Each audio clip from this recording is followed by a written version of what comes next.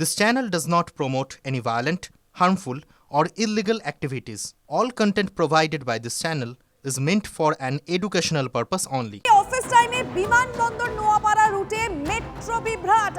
বিমানবন্দরে জয়হিন্দ মেট্রো স্টেশনে সিগন্যাল বিভ্রাট। আরো ডিটেইল একটু জানবো এখন কি অবস্থা সায়ন্ত ভট্টাচার্যের কাছ থেকে। সায়ন্ত, দেখো, যেটা কলকাতা মেট্রো সূত্রে যে 10:20 নাগাদ থেকে মেট্রো এই বিভ্রাট শুরু হয় এবং যেটা জানাচ্ছে পয়েন্টে গোলমাল এবং সিগন্যাল বিভ্রাটের জেরে এই সমস্যায় পড়েন সাধারণ যাত্রীরা। জয়হিন্দ অর্থাৎ কলকাতা বিমানবন্দর মেট্রো পরিষেবা শুরুর মুখেই এই সমস্যা তৈরি হয়। প্রায় 11:15 নাগাদ প্রথম পরিষেবা মানে বিভ্রাটের পর প্রথম পরিষেবা শুরু হয়, অর্থাৎ প্রায় 1 ঘন্টারও বেশি এই মেট্রো পরিষেবাকে বন্ধ ছিল, যার জন্য চূড়ান্ত হয়রানির শিকার হয়েছেন মেট্রো যাত্রীরা এবং সেটা সপ্তাহের কাজ শেষের দিনে এই দুর্ভোগ আরো বাড়ে। মেট্রোর তরফে জানানো হয়েছে যে পয়েন্টে গোলমাল হয়েছিল, সেটা মেরামত করার কাজ চলছে। মেট্রোর গতি আপাতত স্লথ থাকবে। লিমা, ধন্যবাদ সায়ন্ত।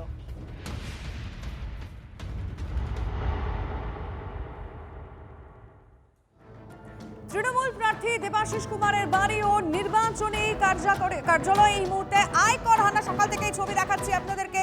দেবাশিস কুমারের 2 ঠিকানায় আয়কর অভিযান চলছে। আমাদের প্রতিনিধিদের সঙ্গে কথা বলবো এই মুহূর্তে। সুশোভন আমাদের সঙ্গে রয়েছেন সরাসরি। সুশোভন, সকাল থেকেই তুমি ছবিটা দেখাচ্ছিলে, বলছিলে যে কি হচ্ছে, বেশ কয়েক ঘন্টা পেরিয়ে গিয়েছে, এখন কি আপডেট? প্রায় 7 ঘন্টা পেরিয়ে গেছে দেবাশিস কুমারের এই যে বাড়ি মনোহরপুকুর রোডের এই বাড়ির দোতলাতে দেবাশিস কুমার রয়েছে এবং এখনও পর্যন্ত বেশ কিছু নথি তার সামনে রেখে তাকে জিজ্ঞাসা করা হচ্ছে। তার যে নির্বাচনী কার্যালয় এই বাড়ি থেকে 50 মিটার দূরত্বে, সেখান থেকে কিছুক্ষণ আগে বেশ কিছু ডকুমেন্টস নিয়ে আসা হলো এবং সেগুলো কিন্তু দেবাশিস কুমারের কাছে এই মুহূর্তে দেখানো হচ্ছে। যদিও নির্বাচনী কার্যালয়, যেহেতু দেবাশিস কুমার এবারে তৃণমূল কংগ্রেসের রাজবাড়ী কেন্দ্রের তৃণমূল প্রার্থী, তাই সেই নির্বাচনী কার্যালয় একইভাবে কিন্তু এখনও পর্যন্ত যে অভিযান তা কিন্তু জারি রয়েছে। স্বাভাবিকভাবেই তুমি জানো যে একটি বিতর্কিত জমি ছিল, যেই জমিতে ইডি তদন্ত নামে একজন ব্যবসায়ীর সন্ধান মেলে। সেই ব্যবসায়ীর থেকে তথ্য পেয়ে দেবাশিস কুমারের নাম উঠে আসে। দেবাশিস কুমারকে জিজ্ঞাসাবাদ করা হয়, তিনি 2 বার নিজে ইডি অফিসে যান। তারপর আজকে সকালবেলা কিন্তু আইডির অফিসার যারা রয়েছে ইনকাম ট্যাক্স ডিপার্টমেন্টে, তারা এসছেন। একদিকে বাড়ি, অন্যদিকে তার যে নির্বাচনী কার্যালয়, দুটোতেই সমান তালে একেবারে যে অভিযান তা কিন্তু জারি রয়েছে। লিমা, তুমি নজর রাখো সুশোভন। এই মুহূর্তে আমরা 3টে ছবি একই সঙ্গে দেখাচ্ছি।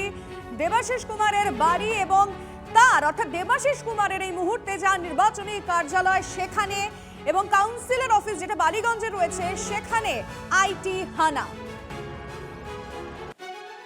এবং একই সঙ্গে আপনাদের যেটা জানেন এক্ষুনি ছবিতেই যেটা দেখাচ্ছিলাম আর কি, বালিগঞ্জে দেবাশিসের কাউন্সিলের অফিসে সেখানে তল্লাশি চলছে এবং দেবাশিস কুমারের ওই অফিসেই বালিগঞ্জের তৃণমূল প্রার্থী শোভনদেব চট্টোপাধ্যায় নির্বাচনী কার্যালয়। আয়কর হানার বিরুদ্ধে বিক্ষোভ দেখাচ্ছে তৃণমূল। এজেন্টদের ফাইল তুলে নেওয়ার অভিযোগ তৃণমূলের। রাজবিহারী দলীয় কার্যালয় এটা, এখানে ইডি সিবিআই কেন হামলা করছে কেন? নরেন্দ্র মোদী এবং অমিত শাহ জবাব দিতে হবে। এটা আমাদের দলীয় কার্যালয়, এখানে আমাদের এজেন্টের ফাইল আছে, এখানে আমাদের এজেন্টের ফাইল আছে। আমাদের তৈরি করতে হয় তো, আমাদের ফাইল তৈরি করতে হবে না? আমাদের যারা এজেন্ট হবে, কারা হবে, তারা হবে, তাদের তো এজেন্ট ফাইল আমরা রাখতে হবে আমাদের কাছে। এরকমভাবে আমাদেরকে মনোবল ভেঙে দেওয়ার জন্য চক্রান্ত চলছে অমিত শাহর নেতৃত্বে। এটা কেন করছেন আপনারা? তার আমরা প্রতিবাদ জানাবো। এটা 85 নম্বর ওয়ার্ড, এটা বালিগঞ্জ বিধানসভার অন্তর্গত। এখানে প্রার্থী শোভনদেব চট্টোপাধ্যায় আজকে সকালবেলা মানে ভোরবেলা উইদাউট এনি নোটিস, আমাদের কোনো প্রতিনিধি না থাকা সত্ত্বেও এখানে তালা ভেঙে সমস্ত এরা প্রতিনিধিরা ঢুকে আমাদের সমস্ত গুরুত্বপূর্ণ নথি সরাবার একটা প্রয়াস করছিল। তখন সাধারণ মানুষরা আমাদের খবর দেয়, আমরা এসে প্রতিবাদ যখন শুরু করি, আমাদের ওয়ার্ড প্রেসিডেন্টকে তখন ঢোকার পারমিশন দিয়েছেন। কিন্তু আমাদের আশঙ্কা তার আগেও আমাদের এখান থেকে যাবতীয় যা লিস্ট গুরুত্বপূর্ণ নথি তারা কিন্তু এখান থেকে সরিয়ে নিয়েছে। আর এটা কার উংলি হেননে হচ্ছে আপনারাও জানেন, বাংলার মানুষও জানে। দেবাশিস কুমারকে কালি ছেটানোর জন্য ইডি সিবিআই যা করবে সাধারণ মানুষরা তার প্রতিবাদ করবে। কারণ দেবাশিস কুমার কি, সাধারণ মানুষের মনে দেবাশিস কুমার আছে। বিস্ফোরক অভিযোগ, তৃণমূল কর্মী সমর্থক তারা অভিযোগ করছেন, আপনারা শুনলেন। একই সঙ্গে আমরা ছবিটা দেখাচ্ছি, আমাদের রিপোর্টাররা প্রতিটা মুহূর্তের খবর দিচ্ছেন। বেশ কয়েক ঘন্টা কেটে গিয়েছে দেবাশিস কুমারের দুই ঠিকানায়, একদিকে তার বাড়ি এবং আরেকদিকে তার নির্বাচনী কার্যালয়, এবং তৃতীয় যে জায়গায় যেখানে একটু আগে তৃণমূল কর্মীদের বক্তব্য আপনাদেরকে শোনালাম সেটা হচ্ছে বালিগঞ্জে দেবাশিস কুমারের কাউন্সিলর অফিস।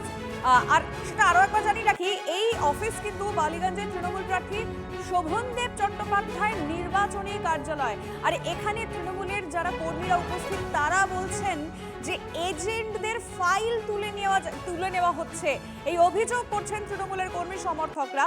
আমরা আমাদের প্রতিনিধিদের মাধ্যমে যেটা এখন অবধি জানতে পেরেছি, তারপরেই তারা তৃণমূল কর্মীরা স্লোগান দিতে শুরু করেন, বসে পড়েন কার্যালয়ের সামনে। যতই করো হামলা আবার জিতবে বাংলা, যতই করো হামলা আবার জিতবে বাংলা, চোর বিজেপি দূর হটো, যতই করো হামলা। সরে যা।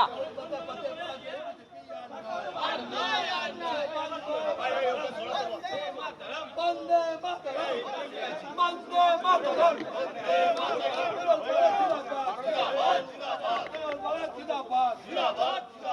দুটো ছবি আপনাদেরকে একসাথে দেখালাম, যেখানে তৃণমূল কর্মী সমর্থকরা তারা বিক্ষোভ দেখাচ্ছেন।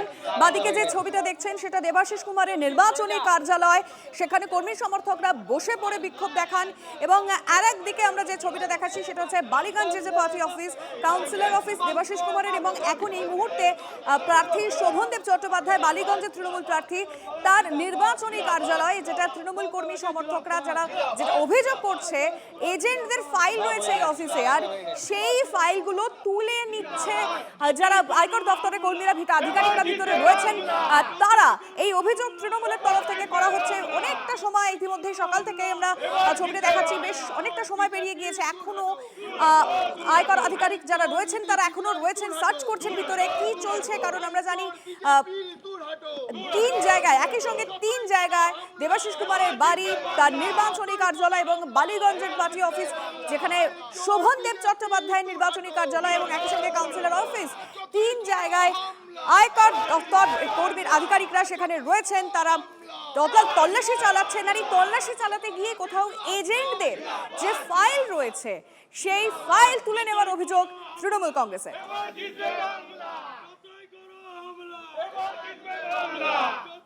দেবাশিস কুমারের পাশাপাশি জানিয়ে রাখি, কালীঘাটের তৃণমূল নেতার বাড়ি ও অফিসে আয়কর হানা।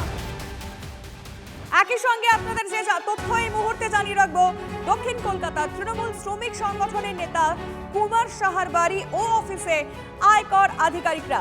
সূত্র খবর, রাসবিহারের তৃণমূল প্রার্থীর অত্যন্ত ঘনিষ্ঠ হিসেবে পরিচিত কুমার সাহা। জমি কেলেঙ্কারি তদন্তে উঠে আসে কুমার সাহার নাম। কেন্দ্রীয় বাহিনী দিয়ে তৃণমূল নেতার বাড়ি অফিস ঘিরে অভিযান শুরু। ইস্যু কি তৃণমূল কংগ্রেস করে বলে? ইস্যুটা কি? কি ইস্যু নিয়ে এসছেন, কি নিয়ে চলে গেলেন? আর এতদিন আগে করেননি কেন? একদম নির্বাচনের সময় এসে করলো। তার কারণ কুমার শাহ একজন লড়াকু নেতা এবং মমতা ব্যানার্জির সৈনিক, অভিষেক ব্যানার্জির সৈনিক, লড়াকু সৈনিক। সে যখন দাঁড়িয়ে এখানে লড়াই করছে, ওদের কাছে কোনো এজেন্সি নেই। একই সঙ্গে আমরা যে ছবিটা দেখাচ্ছি, দেবাশিস কুমারের পাশাপাশি কালীঘাটের তৃণমূল নেতার বাড়ি অফিসে আয়কর হানা। দক্ষিণ কলকাতার তৃণমূল শ্রমিক সংগঠনের নেতা কুমার সাহার বাড়ি ও অফিসে আয়কর আধিকারিকরা। সূত্র খবর, রাসবিহারের তৃণমূল প্রার্থীর অত্যন্ত ঘনিষ্ঠ হিসেবে পরিচিত কুমার সাহা। জমি কেলেঙ্কারি তদন্তে উঠে আসে কুমার সাহার নাম। কেন্দ্রীয় বাহিনী দিয়ে তৃণমূল নেতার বাড়ি এবং অফিস ঘিরে অভিযান শুরু হয়। খবর পেয়ে বাড়ির বাইরে ভিড় জমান নেতার অনুগামীরা। বাড়ির সামনেই বসে পড়েন বহু সমর্থক, যে ছবি আপনারা দেখতে পাচ্ছেন। আরও এক তৃণমূল নেতার বাড়িতে এই মুহূর্তে আয়কর হানা হয়েছে এবং তিনি এই মুহূর্তে সেখানে ছবিটা অবশ্যই আমরা জানার চেষ্টা করবো আমাদের প্রতিনিধির মাধ্যমে। সায়ন্ত ভট্টাচার্য রয়েছেন। সায়ন্ত,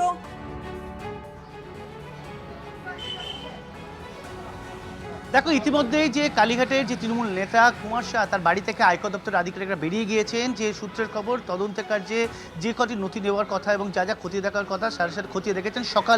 সকাল থেকে এসে প্রায় কয়েক ঘন্টা তারা সেখানে অভিযান চালান। এখন যে অফিস দেখতে পাচ্ছ 3A সতীশ মুখার্জি রোড, সেটা হচ্ছে কুমার শাহর অফিস। সেখানে এখন আয়কর দপ্তরের আধিকারিকরা রয়েছেন এবং সকাল থেকে তারা এখানে রয়েছেন। বিভিন্ন নথিপত্র এবং কাগজপত্র তারা খতিয়ে দেখছেন বলে সূত্রের খবর। মূলত রাসবিহারী তৃণমূল প্রার্থী তথা রাসবিহারী বিধায়ক দেবাশিস কুমার বাড়িতে যে কারণে অর্থাৎ জমি কেলেঙ্কারি নিয়ে যে কারণে আয়কর দপ্তরে হানা হয়েছে, আয়কর দপ্তর সূত্রে খবর কুমার শাহর অফিস এবং বাড়িতেও কিন্তু সেই কারণেই হানা হয়েছে। মূলত তদন্ত কার্যে তারা এখনো পর্যন্ত বিভিন্ন নথিপত্র খতিয়ে দেখছেন বলে জানা যাচ্ছে। আধিকারিকরা সকালে যে পরিমাণ ছিল আরও বেশ কয়েকজন আধিকারিক বেড়েছে। তারা কুমার শাহর অফিস বাড়ি থেকে বেরিয়ে তারা এখানে বেশ কয়েকজন তারা এই অফিসেও এসেছেন এবং যেটা এলাকার মানুষজনের সেটা বক্তব্য যে সকালে আলো ফোটার সঙ্গে সঙ্গেই আয়কর দপ্তর আধিকারিকরা তারা কুমার শাহর বাড়ি এবং অফিসে চলে আসেন। দেখো মূলত কলকাতা পুরসভার আর মেয়র পরিষদ সদস্য দেবাশিস কুমারের নাম জড়িয়েছে এই জমি কেলেঙ্কারিতে। একই সঙ্গে কোটি কোটি টাকা এই আর্থিক কেলেঙ্কারি উঠে এসেছে এই ঘটনার তদন্তে এবং সেক্ষেত্রেই কুমার সাহা যিনি কালীঘাটের দাপুটের নেতা তার নামও এই ঘটনার সঙ্গে জড়িয়ে গিয়েছে বলে আয়কর দপ্তর সূত্রের খবর এবং ইডি তদন্ত।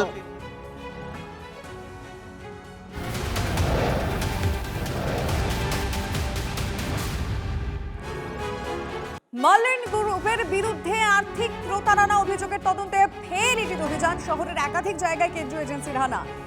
Middleton street, Prince Anwar Shah রোডে ইডির তল্লাশি। সল্টলেক সিকে ব্লকে প্রমোটারের বাড়িতে ইডি তল্লাশি। কেন্দ্রীয় বাহিনী দিয়ে 2 প্রমোটারের বাড়ি ঘিরে অভিযান।